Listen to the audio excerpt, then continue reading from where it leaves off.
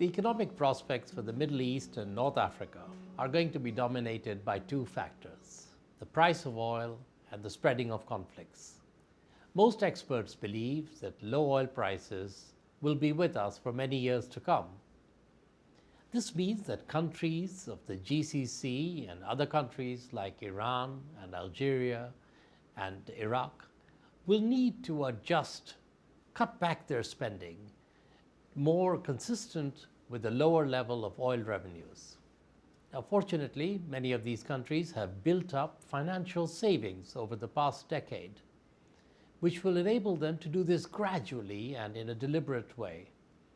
But even so, the process is going to be a difficult one, and it will put some downward pressure on the level of economic activity in these countries, which is all the more reason to facilitate and encourage the private sector in these countries to expand and create jobs, especially for young people.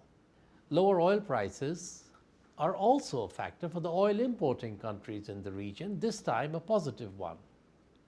It's one reason why many of these countries are seeing a pickup in the level of economic activity to between 4 and 5% this year, helped also by some difficult reforms that these countries have undertaken over the past few years. But the road ahead for them is likely to be bumpy.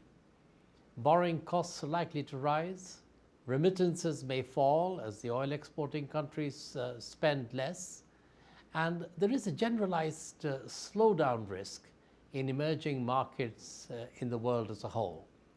So they need to prepare wisely for the future during this favorable window that they are experiencing. What about conflicts?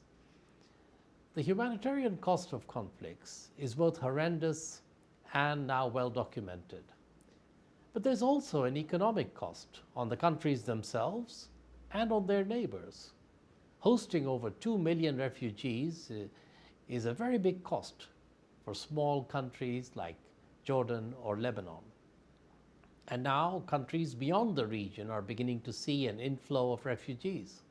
Finding a solution to the refugee crisis requires a concerted international effort with many dimensions, but it must include humanitarian assistance as well as financial support for the countries in the region that are most impacted.